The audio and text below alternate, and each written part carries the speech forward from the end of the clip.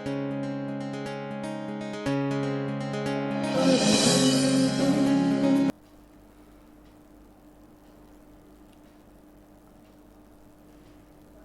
all, welcome to Arvind Academy's YouTube channel. Very recently all our medical aspirant they had their NEET 2020 exam, NEET UG on 12th of September. Today we'll be discussing the question paper of code M5. Before we start, I would like to give you the statistics of the chemistry paper that you had. Chemistry paper जो आपके पास आया था इस बार, उसमें 11th और 12th का bifurcation कुछ इस तरह था. There were 22 MCQs from class 11th NCERT and there were approximately 28 MCQs from class 12th NCERT. अगर मैं तीन सेक्शंस की बात करूं, फिजिकल, इनऑर्गेनिक, ऑर्गेनिक केमिस्ट्री की, तो इस बार थोड़ा सा डोमिनेट कर रहा था हमारा inorganic chemistry. There were as many as 19 MCQs from inorganic chemistry. Physical से 16 MCQ आए थे और ऑर्गेनिक से 15 MCQs आए थे. This is just a bifurcation. I request all the student, पूरा पेपर हम यहाँ पर सॉल्व करने वाले हैं, आप ध्यान से सुनिएगा. और अगर अरिहंत एकेडमी की यूट्यूब चैनल को सब्सक्राइब नहीं किया है तो जल्द से जल्द सब्सक्राइब कर लीजिएगा. Let us start our paper discussion with the very first question. Code M5 में हमारा पहला क्वेश्चन था, केमिस्ट्री 51 से शुरू हो रहा था. And the question was the right option for the number of tetrahedral and octahedral voids in hexagonal unit cells are. और हमें पता है कि for hexagonal close pack the number of unit cells Z is equal to 6. Hexagonal close pack में HCP में Z is equal to 6 होता है. और नंबर ऑफ टेट्राहेड्रल वॉइड्स जो होते हैं वो नंबर ऑफ यूनिट सेल्स से डबल होते हैं. और ऑक्टाहेड्रल वॉइड्स जो होते हैं वो same as number of unit cells होते हैं. तो आपके टेट्राहेड्रल वॉइड्स जो होंगे इट इज 2 into 6 12 एंड आपके ऑक्टाहेड्रल होंगे 6. तो 12 and 6 रिस्पेक्टिवली, यानी कि हमारा ऑप्शन 4 यानी कि ऑप्शन फोर्थ वाला हमारा आंसर करेक्ट होगा, 12 and 6. Moving on to the next question. Zirconium and hafnium have the similar atomic and ionic radii because of what. बहुत ही सिंपल क्वेश्चन है हमारा फ्रॉम डीएनएफ ब्लॉक एलिमेंट. हमें मालूम है कि जैसे लैंथेनाइड सीरीज शुरू होता है, लैंथेनम से लुटेशियम में होता है लैंथेनाइड कॉन्ट्रैक्शन, और पोस्ट लैंथेनाइड एलिमेंट में बहुत सारी केमिकल सिमिलरिटीज देखने मिलती हैं, केमिकल ट्विंस देखने मिलते हैं. सो ये होने का जो रीजन होता है वो होता है लैंथेनाइड कॉन्ट्रैक्शन, यानी कि इसका होगा हमारा आंसर 3. नेक्स्ट क्वेश्चन पे चलते हैं. Question number 53. बहुत ही सिंपल क्वेश्चन था, यहाँ पे थोड़ा टाइपो है तो मैंने वहाँ पे हाथ से लिख दिया है. एक रिएक्शन है A to B एंड उसका जो एंथैल्पी चेंज है डेल्टा H जो है वो है 4.2 किलो जूल, -4.2. और -4.2 देखते ही पता चल जाता है कि रिएक्शन एक्सोथर्मिक था और उसका energy of activation 9.6 kilo joule per mole था. तो अगर रिएक्शन एक्सोथर्मिक है तो सीधी सी बात है आपका रिएक्टेंट का एनर्जी प्रोडक्ट के एनर्जी से ज्यादा होगा, आपका प्रोडक्ट का एनर्जी कम होगा ऑब्वियसली. तो आप चेक कर सकते हैं कि रिएक्टेंट का एनर्जी ज्यादा और प्रोडक्ट का कम. ऐसा ऑप्शन सिर्फ और सिर्फ एक था, दैट इज ऑप्शन 2. तो हमारा आंसर होगा option 2. Answer is 2 for question number 53. Question number 54 हमारे हाइड्रोजन चैप्टर से आया है. बहुत ही सिंपल क्वेश्चन है. ये पूछा गया कि आपको पता होगा हाइड्रोजन के 3 आइसोटोप्स हैं. एक आइसोटोप है हमारा हाइड्रोजन, फिर ड्यूटेरियम और फिर होता है ट्रीशियम. पूछा गया कि ट्रीशियम अगर रेडियो एक्टिव है तो वो कौन से पार्टिकल्स एमिट करता है. तो हमारा इस क्वेश्चन नंबर 54 के लिए आंसर होगा ऑफ कोर्स ट्रीशियम जो है वो एमिट कर सकता है बीटा पार्टिकल्स, यानी कि इस क्वेश्चन के लिए होगा हमारा आंसर 1. याद रखिएगा हम M5 कोड सॉल्व कर रहे हैं, बाकी के स्टूडेंट क्वेश्चन नंबर्स अपने हिसाब से चेक कर सकते हैं. RBCs के डेफिशिएंसी से कौन सा डिसीज होता है. The RBC deficiency is the disease caused by deficiency of which vitamin. ये हमारा क्वेश्चन नंबर 55. एंड हमें मालूम होगा विटामिन B12 की डेफिशिएंसी से एनीमिया होता है एंड ऑफ कोर्स वो RBCs की डेफिशिएंसी के लिए रिस्पॉन्सिबल होता है. ये हमारे बायोमोलिक्यूल का बहुत ही सिंपल क्वेश्चन था. जहाँ जहाँ पर भी सोल्यूशंस हैं, in order to save time and मैं सोल्यूशन ऑलरेडी लिख करके रखा हुआ है. Question number 56. Molar conductance sodium chloride की दी हुई थी, हाइड्रोजन क्लोराइड की दी हुई थी और सोडियम एसीटेट की मोलार कंडक्टेंस दी हुई थी रिस्पेक्टिवली. और हमें एसिटिक एसिड का मोलार कंडक्टेंस पूछा हुआ था. सिंपल फॉर्मूला हमने अप्लाई किया. Molar conductance acetic acid is molar conductance sodium acetate plus HCl minus NaCl. तो सोडियम आयन और क्लोराइड आयन का कंडक्टेंस माइनस हो जाएगा और बाकी तीनों वैल्यूज हमें डेटा में प्रोवाइडेड थे। सिंपल एडिशन और सब्ट्रैक्शन करने से हमारे सामने आंसर आ गया 390.71, यानी कि ऑप्शन 2 हमारा करेक्ट आंसर होगा for question number 56। Again electrochemistry का बहुत ही सिंपल कोलाराशस लॉ के ऊपर बेस्ड ये क्वेश्चन था। Again coming to a very very simple question, हमारे आप जीओसी बोल सकते हो, आप हाइड्रोकार्बन बोल सकते हो, अल्केन अल्कीन चैप्टर से आप बोल सकते हो इस क्वेश्चन को। काफी सिंपल क्वेश्चन है।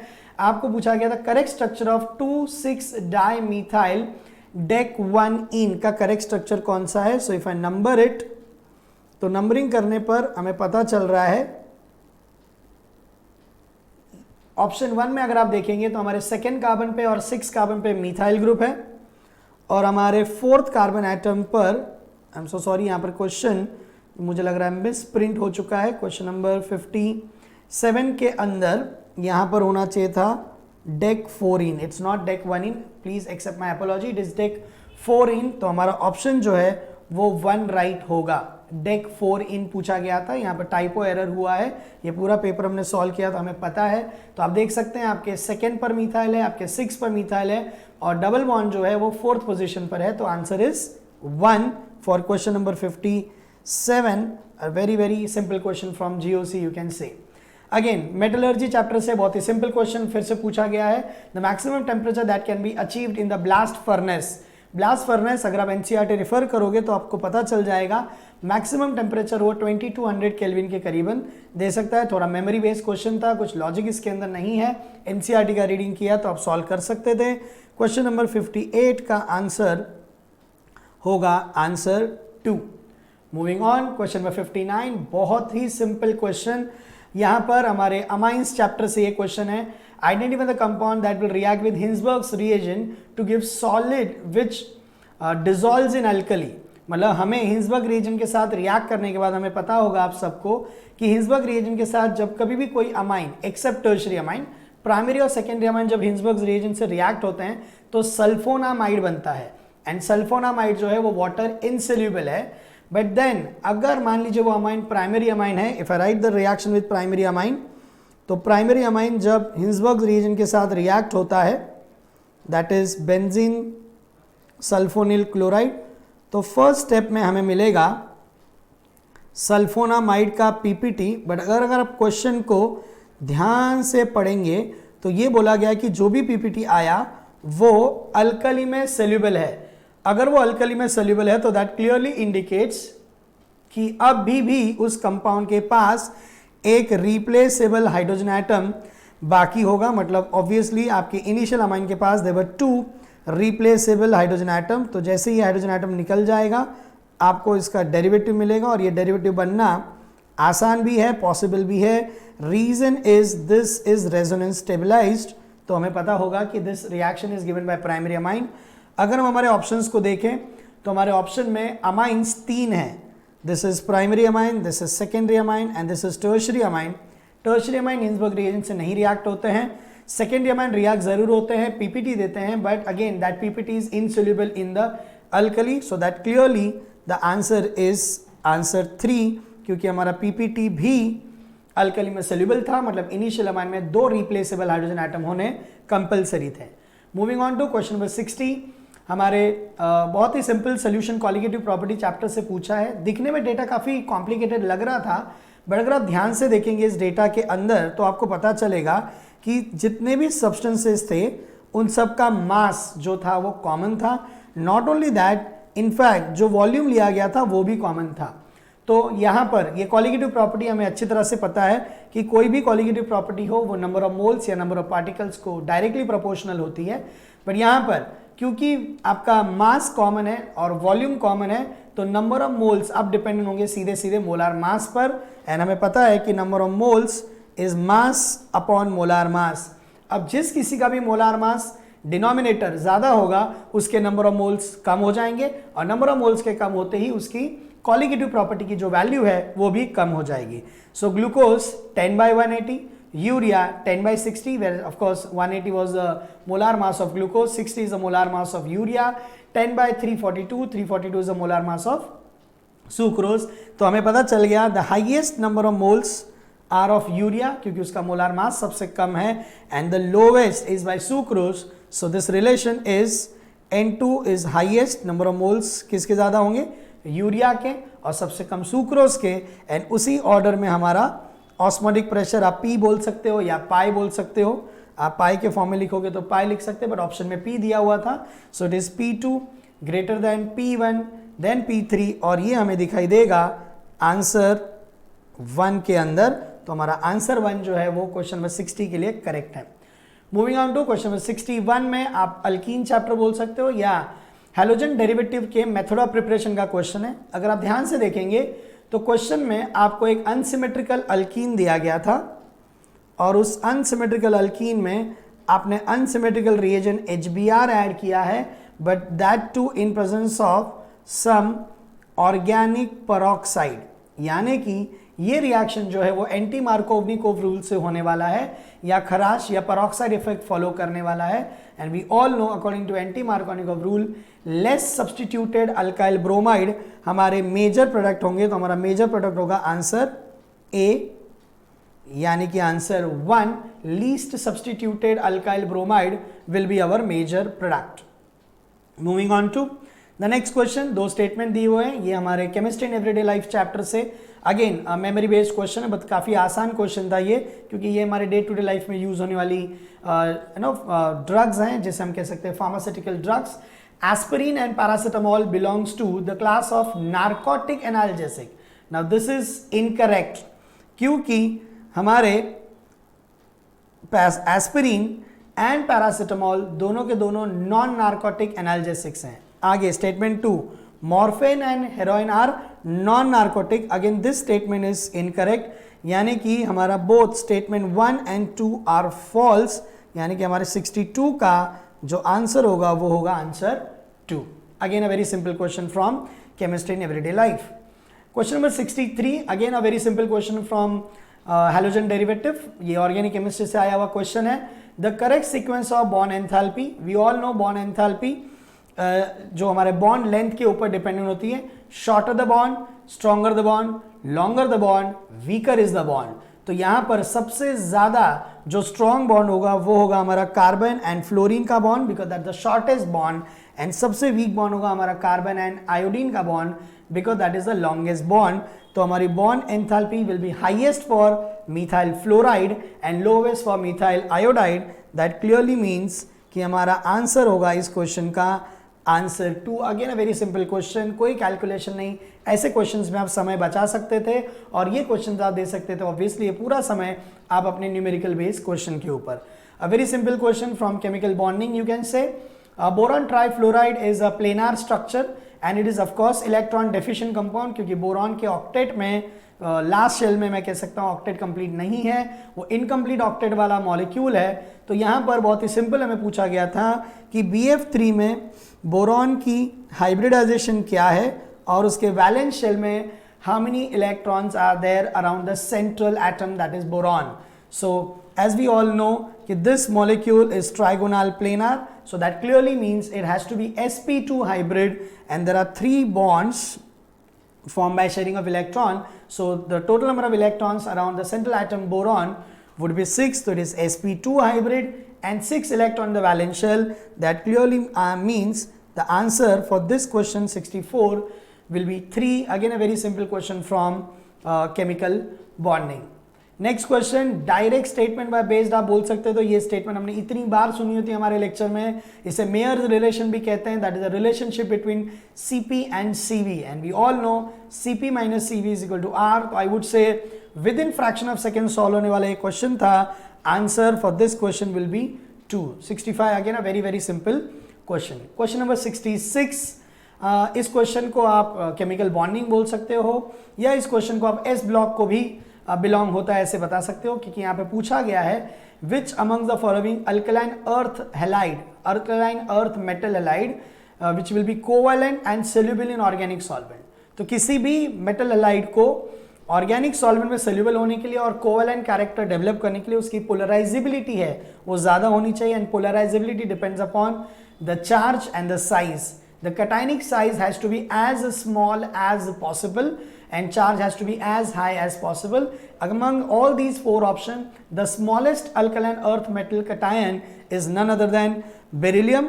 तो उस वजह से that will be the one which will be having highest covalent character, and this is going to be the one which will be soluble in organic solvent due to the non-polar character. Answer इस question का 4 होगा.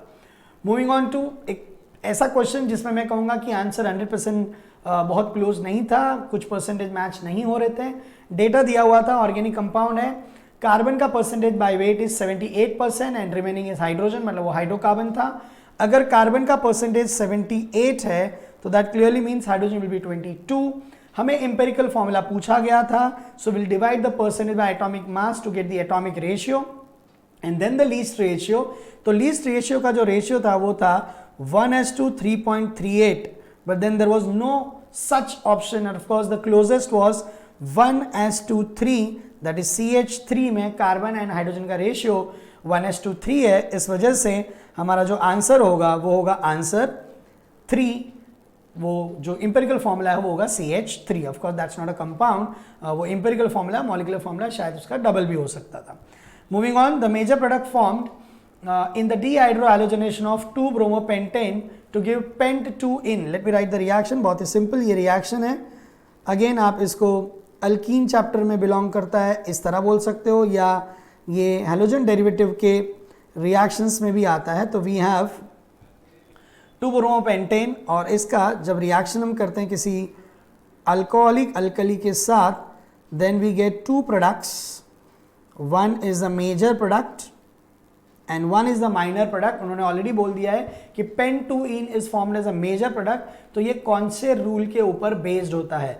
So more substituted alkenes, as they are more stable due to hyperconjugation, so more substituted alkenes are formed during the dehydrohalogenation of alkyl halides. This is based on none other than Saytzeff's rule. यानी कि हमारा answer होगा 1. यहाँ पर ABCD को ignore कीजिएगा, it is 1 2 3 4. Moving on to question number 69. यहाँ पर हमें पूछा गया है कि एक कंपाउंड दिया है एसीटोन. इस चैप्टर को आप बोल सकते हो दिस इज अल्कोहल, या बोल सकते हो कि ये कीटोन के रिएक्शंस को भी बिलोंग करता है. हमें पूछा गया है कि एसीटोन में ग्रिग्नार्ड रिएजेंट ऐड करना है. So let's do it. So we have acetone which is of course a ketone. To this you are supposed to add ethyl magnesium bromide. Of course in dry ether you will get a adduct, और उस adduct को अगर मुझे लिखना है तो will get a magnesium salt you can say, और a magnesium derivative ethyl group C2H5 will get a magnesium intermediate or a magnesium adduct. As we all are aware, the Grignard is a very good source of carb anion, so it is a characteristic reaction of none other than ketones. nucleophilic addition reaction यहाँ पर हो रही है, and what we are going to get after acid hydrolysis is this compound, और इस compound का हमें IUPAC लिखने के लिए कहा गया है. C2H5 को बाइफरकेट कर देता हूँ. So if you look at this compound, it has 4 carbon atoms in continuation, all on the second carbon, methyl on the second carbon. So this compound is 2-methyl butane to all, यानी कि हमारे इस question का answer होगा answer 4. Again a very simple question directly from the NCERT, nothing outside the NCERT. Next question again a very logical question I would से. भले ये belong करता है P ब्लॉक में, थोड़ा मेमोरी बेस्ड क्वेश्चन है, बट ये कॉमन सेंस से भी सॉल्व हो सकता था. Noble gases are name because they are inert towards the reactivity. As far as the reactivity is concern, identify the incorrect statement about them. Noble gases statement first. Noble gases are sparingly soluble in water. Of course, this statement is correct. Noble gases are having very high melting and boiling point. This statement itself is incorrect. यानी कि हमारा answer for question number 70 would be answer 2. I hope again a very simple question from P block. Now coming to again 11th standard NCERT, ionic equilibria chapter का ये बहुत ही simple calculation based question है. But इस तरह की calculation इस बार दी गई थी कि जो स्टूडेंट आराम से मैनेज कर सके उन्हें दिए हुए समय में, balancing their physics and biology as well. तो the pKb value of di methyl amine and the pKa value of acetic acid respectively were given at a given temperature of course, and पूछा गया था कि what will be the pH of dimethyl ammonium acetate. So now we know the very simple formula. pH is half of 14 plus pK minus pKb। इतना simple formula रखते ही, उसमें value डालते ही हमें answer आ जाएगा 7.75, जो कि है हमारा आंसर 3। सो आप देख सकते हैं there are calculation based questions, there are questions which are having numericals or formula based, but the calculations are very very simple, they were logical। हम अगर आराम से ध्यान से सोचे तो कम समय में भी इसे क्रैक किया जा सकता है। The right option question number 72 में पूछा गया है, the right option for the statement Tyndall effect is exhibited by, कौन सा सोल्यूशन या कौन टिंडॉल इफेक्ट दे सकते हैं? तो हमें बहुत अच्छी तरह से पता है Tyndall effect is given by colloidal dispersion या कोलॉइडल सॉल्यूशंस। तो sodium chloride in aqueous solution sodium, ये तो ट्रू सॉल्यूशन होगा। तो इन चारों ऑप्शन में से हमारा ऑप्शन 3 जो है वो कोलॉइडल डिस्पर्जन बनाता है, जिसकी वजह से वो टिंडॉल इफेक्ट दे सकता है। तो हमारे क्वेश्चन नंबर 72 का आंसर होगा आंसर 3। अगेन सरफेस केमिस्ट्री से बहुत ही सिंपल क्वेश्चन ये पूछा गया था। अगेन ये क्वेश्चन भी आप एम्बिग्यूटी बोल सकते हो, ये केमिकल बॉन्डिंग में डाल सकते हो या पी ब्लॉक में डाला जा सकता है। स्टेटमेंट दी गई थी 2, हमें पूछा गया था स्टेटमेंट ट्रू है या false. First statement, acid strength increases in the order given as, मतलब यहां पर क्या आ गया, HF से स्ट्रॉन्ग एसिड हाइड्रोक्लोरिक एसिड होती है, then hydrogen bromide and then HI। Acidity increase होता है जैसे आप पीरियोडिक टेबल में टॉप टू बॉटम जाते हो as far as the halo acids are concern. Correct. Statement 1 में ये दिया गया था कि HI is strongest, HF is the weakest. Statement 2 में कहा गया है as the size of the element that is from fluorine to iodine increases down the group, the bond strength of HF, HCl, HBr and HI decreases, so the acid strength increases। I think both the statement as well as statement 1 and statement 2 both are correct। तो हमारे question number 73 का answer होगा statement 1 and statement 2 both correct, यानी कि answer A. बहुत ही simple question था ये। Let's move on to the next. Ethylene diamine tetra acetato बहुत ही फेमस लिगैंड ही है, आप सबको पता होगा। इस लिगैंड को अगर हम ड्रॉ करें तो हमें पता चलेगा इस लिगैंड के अंदर हमारे पास 6 डोनर एटम्स होते हैं, जिनमें से 2 डोनर नाइट्रोजन एटम होते हैं विद द लोन पेयर, और बाकी के 2 डोनर हमारे एसीटैटो के ऑक्सीजन एटम होते हैं। So we have got in all, एक ही लिगैंड के अंदर there are as many as 4 oxygen donors and 2 nitrogen donors. So overall there are 6 donor. ऐसे लिगैंड्स को हेक्साडेंटेड लिगैंड कहा जाता है, और लिखा हुआ भी ऑप्शन 1 में 4 oxygen 2 nitrogen. So answer for this question is going to be answer 1। बहुत ही सिंपल क्वेश्चन, एनसीईआरटी के बिगिनिंग में क्लासिफिकेशन ऑफ लिगैंड में दिया हुआ है। हम शुरू करते हैं अब 11th स्टैंडर्ड का एक और फिजिकल केमिस्ट्री से बिलोंग करने वाला question. Choose the correct option for the graphical representation of Boyle's law. हम सबको पता है Boyle's law is P is inversely proportional to V at of course constant temperature. तो अगर इसके ग्राफ को हम प्लॉट करेंगे तो उस ग्राफ में हमें दिखाई देगा कि PV जो कर्व होती है वो कुछ इस तरह से होती है, बट इस बार ऐसे दिखने वाले हमें 2 कर्व्स दिख रहे हैं, एंड वो है ऑप्शन 1 एंड ऑप्शन 4। अब जो डिफरेंशिएट करने वाला जो फैक्टर था यहाँ पर वो कहीं ना कहीं टेम्परेचर था। अब सीधी सी बात है, हमें थोड़ा सा चार्ल्स लॉ का भी नॉलेज होना जरूरी था। टेम्परेचर बढ़ते ही वॉल्यूम क्या होता है, बढ़ता है। टेम्परेचर बढ़ते ही प्रेशर बढ़ता है। तो क्वेश्चन नंबर 75 की अगर हम बात करें तो जो हायर टेम्परेचर वाला जो कर्व है वो ऊपर की तरफ होना जरूरी था, मतलब इस क्वेश्चन नंबर 75 का हमारा आंसर होगा 4। देखिए ग्राफिकल मेथड पे भी जो एनसीईआरटी में ड्रॉ किए गए उसके ऊपर भी डायरेक्टली क्वेश्चंस आ रहे हैं। NCERT is very very important as far as the NEET paper was concern. Again a very similar question, पता नहीं इस बार एस ब्लॉक के आजू बाजू, इनऑर्गेनिक के आजू बाजू वो लोग बहुत घूम रहे हैं। The structure of beryllium chloride in solid phase and vapour phase, ये हमने हमारी एनसीईआरटी में एस ब्लॉक में डेफिनेटली पढ़ा ही होगा कि बेरिलियम क्लोराइड जब सॉलिड स्टेट में होता है तो वो लीनियर पॉलीमर बनाता है, मतलब in short it is present in the form of polymer that is in the chain structure. But जब उसे स्ट्रांगली हीट करके वेपर स्टेट में लिया जाता है तभी भी वो मोनोमेरिक स्टेज में स्टेबल नहीं होता है due to incomplete octet. Even in the vapour phase it prefers to remain in the dimeric stage. So linear polymeric stage and a dimer stage in solid as well as in the vapor phase respectively, जो दिया गया हमारे option 1 के अंदर। तो 76 का answer होगा option 1। Moving on to question number 77। Which one of the following method can be used to obtain highly pure metal which is in liquid state at room temperature. Liquid state पे है और उसको highly purify करना, तो सीधी बात है जो liquid है उसे उड़ाना है या उसके बॉइलिंग पॉइंट तक जाना है, तो one of the well known method या बेस्ट मेथड या I can say exclusive method would be none other than distillation. तो हमारे क्वेश्चन नंबर 77 का आंसर होगा 3। मूविंग ऑन टू बहुत ही प्यारा question, ethers, alcohol phenol ether chapter को ये बिलोंग करता है, बहुत प्यारा क्वेश्चन है।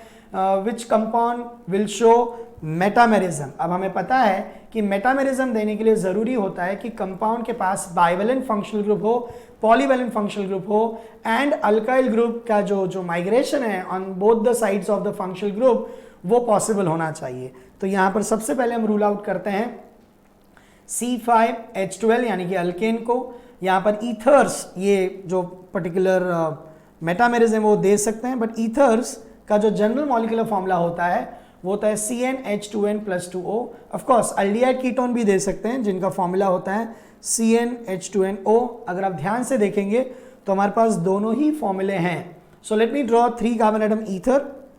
We can definitely get one ether, but there is no other probability, इसका कोई और मेटामर नहीं बन सकता, it's a ethyl methyl ether. उसी तरह से अगर मैं 3 कार्बन वाला कीटोन, ये हमारा मॉलिक्यूलर फॉर्मूला था C3H8O यानी कि ऑप्शन 2। ऑप्शन 3 की बात करें तो C3H6O को अगर हम कीटोन में कन्वर्ट करें, मैं एल्डिहाइड इसलिए नहीं कर रहा हूँ क्योंकि एल्डिहाइड इज मोनोवैलेंट, वो ऑप्शन में आएगा ही नहीं।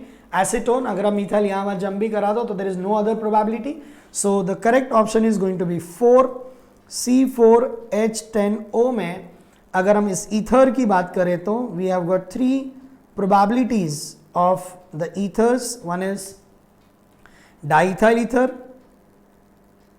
then we have methyl n-propyl, and then we have isopropyl methyl ether. So there are 3 metamers possible with the molecular formula mentioned in option 4 C4H10O, यानी कि हमारे इस क्वेश्चन का आंसर होगा आंसर 4। बहुत ही प्यारा, बहुत ही सिंपल क्वेश्चन, एनसीईआरटी में ये अलग से मेंशन भी है, हम आराम से इसे कर सकते थे। अगेन वर्बली होने वाला question, the correct option for the number of body centred unit cell, body centred unit cell in all 14 types of Bravais lattices. तो 14 के 14 ब्रेविस लिटाइसिस चेक करेंगे तो क्यूबिक, टेट्रागोनल एंड ऑर्थोरोमिक, ये 3 है जिनके अंदर बॉडी सेंटर्ड यूनिट सेल हो सकता है। सो टोटल नंबर हमें पूछा गया था and the total number is 3 जो हमें दिया गया है ऑप्शन 4 के अंदर, तो इसका आंसर होगा option 4। Moving on to which one of the following polymer is prepared by addition polymerisation.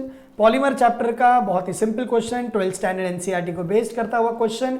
यहां पर हमें सिर्फ इतना याद रखना था कि addition polymerizations are possible with the monomers which are unsaturated। तो अगर आप टेफ्लॉन के बारे में याद करेंगे तो टेफ्लॉन जो है वो हमारा अनसैचुरेटेड मोनोमर से बनने वाला कंपाउंड है। जब ये पॉलीमराइज होता है तो हमें पॉलीटेट्राफ्लोरोइथिलीन डेरिवेटिव मिलता है, and of course here the double bond gets converted into single bond, यानी कि एडिशन पॉलीमराइजेशन हुआ है। इसका मतलब क्वेश्चन नंबर 80 का हमारा आंसर होगा ऑप्शन 1।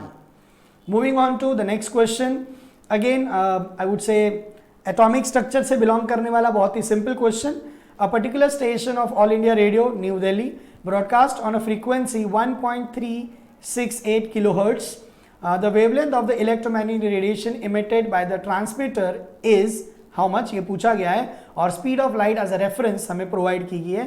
तो we know frequency is c by lambda, so lambda will be c by mu, that is frequency. दोनों की वैल्यू हमें दी थी, छोटा सा यहां पर हमें ध्यान रखना था, the value was given in kilohertz, हमें उसे हर्ट्ज में कन्वर्ट करने की जरूरत थी। जब हम इसको डिवाइड करेंगे तो हमारा आंसर आएगा 219.3 मीटर, और इसकी वजह से हमारा आंसर जो होगा वो होगा ऑप्शन ए, जो कि 81 का आंसर है एटॉमिक स्ट्रक्चर का। ये बहुत ही सिंपल क्वेश्चन था। विच of the following reaction is the metal displacement reaction. इसको तो मैं 11 भी नहीं कहूंगा, ये हमारे लोअर स्टैंडर्ड में भी आता है, इनफैक्ट 9th स्टैंडर्ड में भी ये क्वेश्चन पूछे जाते हैं, जहां पर एक मेटल दूसरे मेटल को डिस्प्लेस करता है और खुद मेटल आयन बन जाता है, और जो मेटल आयन होता है that gets deposited in the form of metal. If you look carefully the aluminium metal got ionized, or I would say it got dissolved, and जो chromium ion था that got deposited in the form of chromium metal, तो aluminium has displaced chromium. So this is simply an example of displacement reaction, a very simple question. यानी 82 का जो हमारा answer होगा वो होगा answer 2. Moving on to the incorrect statement amongst the following. Incorrect statement question number 83 में हमें पूछा गया है. First, actinide contraction is greater than for the element to element then which is present in lanthanide contraction. In short, actinide contraction का जो magnitude होता है वो lanthanide contraction से ज़्यादा होता है. This statement is true. I would say this is correct. Yeah, let's say true. Most of the traveler lanthanide ions are colorless. अब ये statement गलत है. ज़्यादातर lanthanides are colored. तो दिस स्टेटमेंट इज फॉल्स. जैसे ये स्टेटमेंट फॉल्स हुई ये हमारा ऑप्शन इनकरेक्ट हुआ, मतलब स्टेटमेंट इनकरेक्ट हुई और हमारा ऑप्शन हो गया करेक्ट. यानी कि इस क्वेश्चन का आंसर होगा हमारा आंसर 2. बहुत ही सिंपल क्वेश्चन फ्रॉम डीएनएफ. आप देखिए इस बार इनऑर्गेनिक केमिस्ट्री का वेटेज, मेमोरी बेस्ड क्वेश्चन का वेटेज थोड़ा सा ज़्यादा रखा गया था. The dihedral angle for the least stable, question हमें ध्यान से पढ़ना था, least stable conformer for ethane is, if I want to show you that same thing in sawhorse projection. So हमें सबको पता है कि लीस्ट स्टेबल जो कॉन्फर्मेशन ईथेन की होती है वो एक्लिप्स्ड होती है, और एक्लिप्स्ड कॉन्फर्मेशन में अगर इसी को हम न्यूमन में ड्रॉ करना चाहें तो हम डेफिनेटली वो भी कर सकते हैं. और उस केस में हमारा जो लीस्ट स्टेबल कॉन्फर्मेशन होगा वो एक्लिप्स होगा, और एक्लिप्स के अंदर the dihedral angle is 0. So there is steric repulsion or steric hindrance, तो that is the least stable one. यानी कि इस क्वेश्चन का होगा हमारा आंसर 4. अगर हमें कॉन्फर्मेशन भी पूछ ली होती तो that would have been eclipsed. Question number 84 बहुत ही सिंपल क्वेश्चन, हमें कॉन्फर्मेशन से पूछा गया था. मैच लिस्ट 1 विथ लिस्ट 2 हमें पूछा गया है. ज्योमेट्री है केमिकल बॉन्डिंग का, बहुत ही सिंपल क्वेश्चन है. PCl5 की ज्योमेट्री हम सबको पता है, इट इज ट्राइगोनल बायोपिरामिडल. SF6 हमें पता है कि इट इज ऑक्टाहेड्रल. BrF5 एक लोन पेयर की वजह से स्क्वायर पिरामिडल होगा. और BF3 देखिए एक ही पेपर में दोबारा आया है. BF3 थोड़े पहले हमने सॉल्व किया, sp2 hybrid and trigonal planar. So ये ऑप्शन अगर हम ध्यान से देखें 85 में तो A का 4, B का 3, सो ये हमें दिया गया है इन आंसर 1. सो हमारा जो क्वेश्चन का आंसर होगा D का 2. Yes perfect, the answer is 1. बहुत ही सिंपल क्वेश्चन. इसकी प्रैक्टिस अगर आपने की होगी तो डेफिनेटली आंसर भी आपको लेस देन अ मिनट में आपको आ चुका होगा. Again a very simple question from methods of preparation of hydrocarbon या अल्केन से आया हुआ है.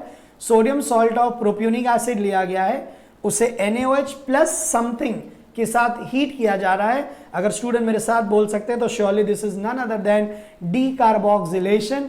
और हमें मालूम है कि डीकार्बोक्सिलेशन किया जाता है in presence of soda lime, which is the mixture of sodium hydroxide and calcium oxide. So जो missing component था on the arrow was none other than calcium oxide, यानी कि होगा हमारा आंसर 3. बहुत ही सिंपल क्वेश्चन हमारे अल्केन चैप्टर से पूछा गया था. ऑर्गेनिक केमिस्ट्री अब शुरू हो चुका है. ये क्वेश्चन भी आप बहुत अच्छी तरह से जानते होंगे. एरोमेटिक अल्काइल डेरिवेटिव्स जो होते हैं यानी कि टॉल्विन या उसके जो डेरिवेटिव्स होते हैं उनसे एरोमेटिक एल्डिहाइड बनाने का बेहतरीन मेथड आप शायद पहचान चुके होंगे, इसको आइडेंटिफाई कर लिया होगा. This is none other than Etard's reaction. Toluene को जब क्रोमाइल क्लोराइड से ट्रीट किया जाता है तो टॉल्विन एक इंटरमीडिएट देता है which on acid hydrolysis gives you benzaldehyde.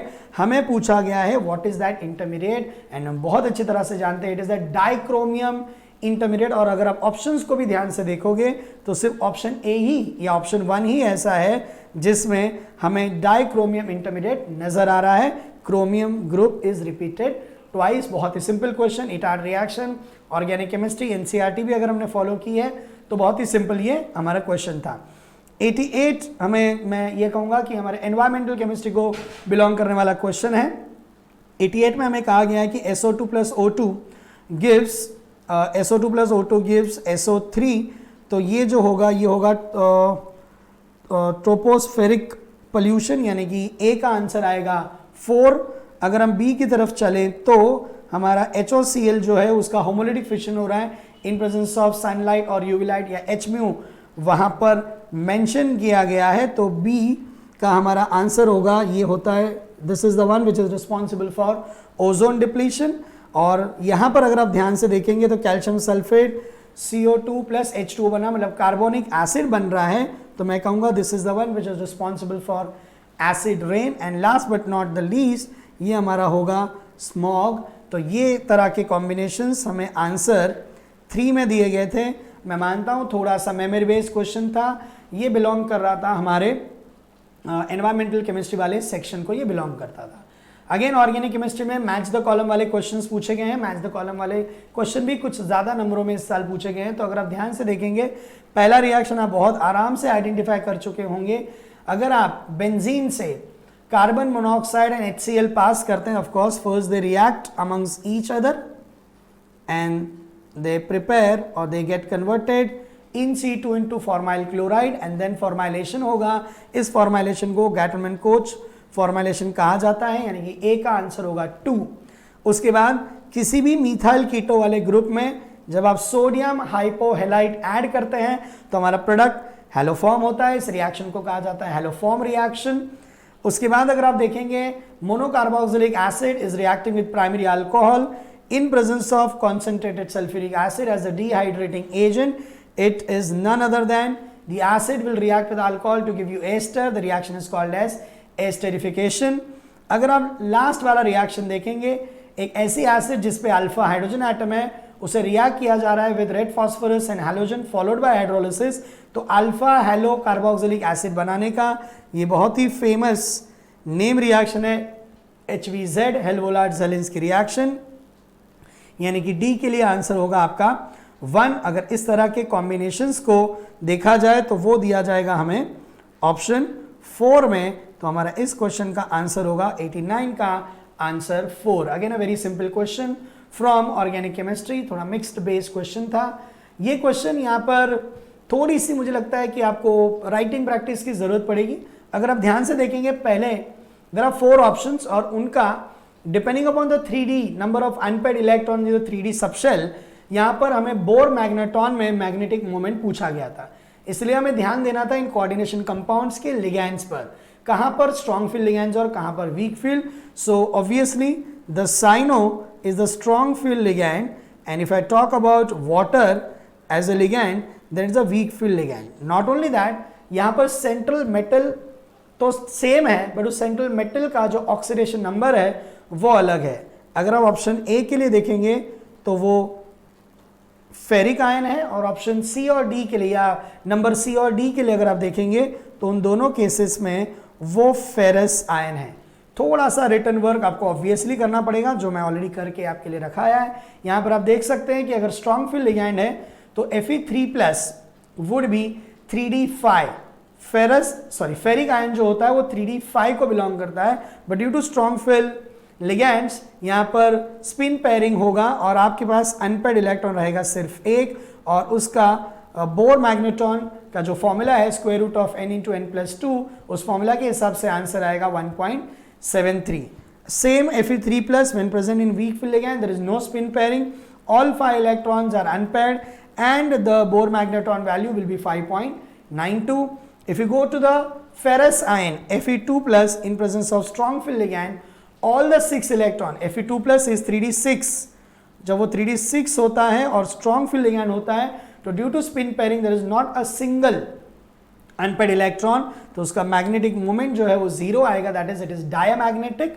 And the last but not the least Fe2+ in weak field ligand जब हम इसे देखेंगे तो यहाँ पर 4 unpaired electron हमें दिखाई देते हैं। मुझे थोड़ा सा हटना पड़ेगा to show you the answer, and the answer is going to be 4.90.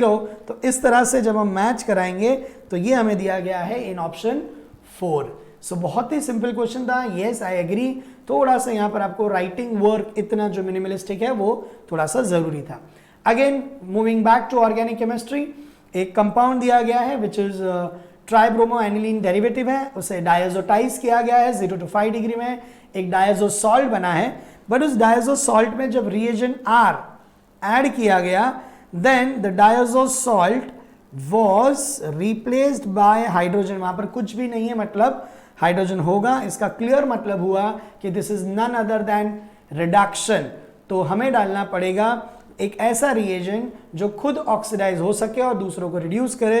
It is none other than ethyl alcohol, क्योंकि इस प्रोसेस में ethyl alcohol itself undergoes oxidation to give acetaldehyde या ethanol to ethanol, and in that process it reduces the diazosol to a benzene derivative. यहाँ पर जो product बना है वो है हमारा tribromobenzene, to be very specific 1,3,5 tribromobenzene. तो हमारा आंसर जो है for question number 91 it's going to be 2.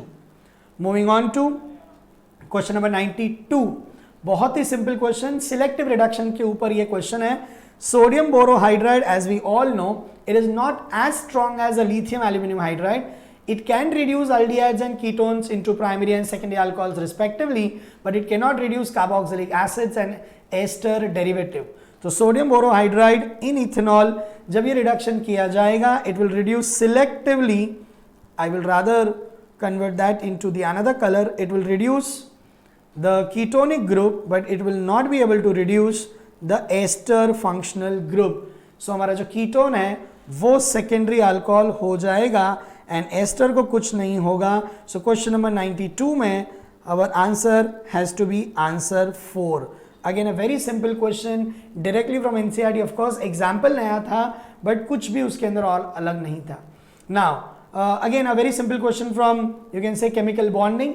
Iso electronic नहीं है. Which of the following are not an isomeric pair. Isoelectronic pair नहीं है, ये पूछा गया है. Just solve one and other one. I will directly go to the answer.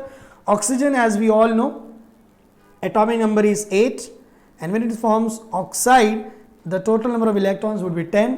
Fluorine atomic number 9, that means electrons are 9, but जब वो fluoride होगा it will accept 1 electron, so total are 10. So they are isoelectronic. But in this, if I directly move on to the answer, there is obviously 4, because Fe2 plus and Mn2 plus. Fe atomic number 26, this is going to be 3d6 4s2. So Fe2 plus will be 3d6 4s0, and the total number of electron would be 24, क्योंकि 2 electron वो loss कर चुका है. If we talk about manganese 25, then it's going to be 3d5 4s2. But if you talk about Mn2 plus, after losing 2 electrons, it will be 4s0 3d5, and the total number of electrons will be 23. So 23 and 24, they are not isoelectronic. So the answer is going to be 4. Again, 30-second work and your answer is damn sure it is there. Again, one more question on molar conductivity. So molar conductivity of acetic acid is given. Okay, the data was given, and of course the molar conductivity H plus ion and acetate ion was also separately given. And यहाँ पर हमें पूछा गया था what is the dissociation constant of acetic acid. I hope you know that is what the ultimate use of Cole-Rash's law. So if you solve according to this formula, molar conductivity was given, which was 20 Siemens per centimeter square per mole. Concentration was 0.007 molar. Molar conductivity at infinite dilution. If you see, this formula will apply, and यहाँ पर 50, which is in data already given, 50 plus 350, so this is going to be 400. But this is what not the question was. Question was on alpha. हमें पूछा गया था what will be the dissociation constant. In short, what was asked to us was Ka. So now in order to find Ka, will require alpha, because Ka का formula is alpha square C. Now alpha is very simple. It is lambda m upon lambda naught m. 20 upon 400, it is 0.05. By putting into the value, हमें answer आएगा 1.75 into 10 raised to minus 5, which is given in option 3. If I am not mistaken, yes, it is in option 3. So question number 94 का answer होगा 3. A very simple question from electrochemistry. So physical chemistry का भी अच्छा खासा balance था. Physical organic थोड़े बहुत neck to neck थे, इनऑर्गेनिक के परसेंटेज इस बार थोड़े से ज़्यादा थे. Again there is a question from, I would say, you know, number of moles, यानी कि हमारे गैसियस स्टेट से क्वेश्चन था. Choose the correct option for the total pressure in atmosphere in a mixture of 4 grams of oxygen and 2 grams of hydrogen in a confined total volume of 1 liter at 0 degree Celsius. Now हमें पता है कि हमें सबसे पहले जो masses हैं उन्हें number of moles में convert करना पड़ेगा by dividing it by molar masses. तो जब हम उसमें रखेंगे तो P is equal to या PV is equal to nRT, तो जो P होगा it will be nRT by V, and जो number of moles हैं it is the additional number of moles of oxygen plus hydrogen which was not given. तो हमने वो find out किए by dividing mass by molar mass, dividing mass by molar mass, and by putting the value and calculating the answer was yes, it had a bit of calculation, I do agree. इसीलिए हमें कुछ questions में थोड़ा सा हमें speed up करना पड़ता है, जो थियोरी बेस्ड क्वेश्चंस होते हैं, जो मेमोरी बेस्ड क्वेश्चंस होते हैं, so that we can spare some time here. So 25.18 atmosphere is the answer which is given in option 3, वो हमारा करेक्ट ऑप्शन है. Moving on to the next question, question number 96. Again I would say solution and colligative property को belong करने वाला Raoult's law पे based बहुत ही simple question. Benzene and octane का आपको मोलार रेशियो दिया गया था 3:2 at 45 डिग्री सेल्सियस और हमें सोल्यूशन का टोटल प्रेशर पूछा था. So according to Raoult's law for the two volatile components, P solution is P01x1 plus P02 x2. यहाँ पर P01 लेट अस से हम अज्यूम कर रहे हैं फॉर लेट से हमने 280, यानी कि हमने पहला वाला जो पार्ट है वो बेंजीन के लिए अज्यूम किया है, and the next one is for octane. So हमारे पास नंबर ऑफ मोल्स नहीं थे, P0 जो वैल्यू थी वो हमें डेटा में प्रोवाइड की गई थी, so that we can directly take from the data. You can see it is directly mentioned here, but हमें नंबर ऑफ मोल्स नहीं दिए गए थे, तो number of moles is nothing, sorry mole fraction हमें नहीं दिया गया था. So mole fraction x1 would be n1 upon n1 plus n2. So the number of moles of benzene were 3 and the total number of moles were 3 plus 2, so it is 3 by 5. Likewise for octane it will be 2 by 5. By putting all the values, in fact अगर आप ध्यान से देखेंगे तो दोनों का जो vapour pressure था वो इक्वल आ रहा था, बट हमें लकीली टोटल पूछा गया है. So the total is going to be 336 which is mentioned in option 3. So हमारा आंसर होगा option 3. A very simple question based on Raoult's law from solutions and colligative property. Thermodynamics chapter पे based बहुत ही simple statement based question इसे हम कह सकते हैं. हमें पूछा गया है for irreversible expansion of ideal gas under isothermal conditions. Irreversible है और आइसोथर्मल है, so for isothermal changes delta U is going to be 0, and for irreversible expansion the delta S total is not going to be 0. हमें यही identify करना था, and both the conditions are there matching respectively in option 3, यानी कि हमारा answer होगा for question number 97 it's going to be 3. Moving on to question number 98. Which one of the following molecule is non-polar in nature? कौन सा ऐसा molecule है जिसमें polarity नहीं है? So if you look at the structure of POCl3, it is going to be polar because the electron pull is not going to be the same, though it is tetrahedral in nature. Formaldehyde, we all know it is going to be polar due to the electronegative difference between carbon and oxygen. If we talk about the NO2, as we know it is a bent structure, it has a kind of bent structure, so it is also going to be polar. But if we talk about SbCl5, though it has got not a perfectly symmetrical geometry, but due to the trigonal bipyramidal geometry, almost it is going to be least polar or non-polar amongst these 4 options. So इस question का answer होगा हमारा answer 3. Moving on to question number 99. Again if you see halo acid पे ये second question आ रहा है. ऐसे 2 questions हैं जो पेपर में 2 बार पूछे गए थे. BF3 and hello acid based जो क्वेश्चन है ये हमें दोबारा पूछा जा रहा है. यहाँ पर पूछा है in which one of the following arrangements the given sequence is not strictly in according to the property indicated against it. Not in accordance हमें पूछा गया है. So the first one acidity order पूछा है, एंड लकीली जस्ट हमने आगे वाले previous question में से सॉल्व किया था कि HI is the most powerful या strongest acid amongst the halo acid and HF is the lowest. तो इस वजह से it's a correct option. But if you look at the second option, यहां पर दिया गया है water, hydrogen sulphide, hydrogen selenide and hydrogen telluride में इंक्रीजिंग pKa वैल्यू पीके का बढ़ने का मतलब होता है एसिडिटी का कम होना, जबकि it is reverse. So option 2 is not going in accordance, तो दिस इज फॉल्स और हमें यही पूछा गया था नॉट. सो हमारा जो आंसर होने वाला है वो होगा आंसर 2. आप थर्ड ऑप्शन चेक कर सकते हैं. Acidic character down the group in group 15 increase होता है, तो वो करेक्ट दिया हुआ है. अगर आप कार्बन फैमिली की बात करें तो उनके oxidising power down the group increase होता है. Lead oxide is considered as a good oxidising agent, तो वो ट्रू था. So the false was option 2 which is the correct option. Moving on to again a very simple question based on Arrhenius plot. बहुत ही simple ये question है. यहाँ पर पूछा गया अरेनियस प्लॉट, जो कि प्लॉट भी हमें ब्रैकेट में मेंशन करके दे दिया, बहुत ही हिंट अच्छे से हमें प्रोवाइड की गई है. LNK versus inverse of T, है ना. For the first order reaction is given the LNK by या LNK वर्सेस 1/T, उसका जो स्लोप है उसकी वैल्यू हमें प्रोवाइड की गई है -5 × 10⁻³ Kelvin. The value of EA, energy of activation of the reaction, is how much? That is what we are supposed to calculate.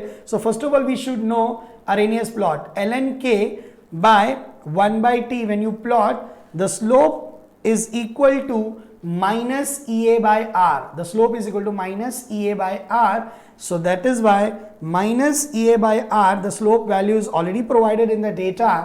So EA is going to be, here it is, put the value of R. So EA is going to be minus will cancel. Let's say 5 × 10⁻³ into 8.314, correct? And when you multiply, you will get the answer in joule, but I don't think so we have option in joule. All the options are in kilojoule. So convert that into kilojoule. The answer is 41.57 kilojoule per mole, which is given in answer A. So if you see, in a very small span of time we have solved all the 50 questions. All were based on NCERT. Yes, this time there were questions based on more on information based. There were questions based on inorganic chemistry, but overall the paper was very simple. Now in order to get the solution of this code paper, you can refer to the description. There is a link below in the description. You can download the answer sheet, all the solutions, all the answer key in the description given in the link given in the description. Thank you very much for watching this video. I hope this video will be some useful to you. For further updates, please keep on subscribing and viewing the Arihant Academy YouTube channel. Do not forget to subscribe and do not forget to refer the answer key given in the link, the description below this video. Thank you. All the very best for your further studies and all your NEET or medical admissions. Thank you. Take care.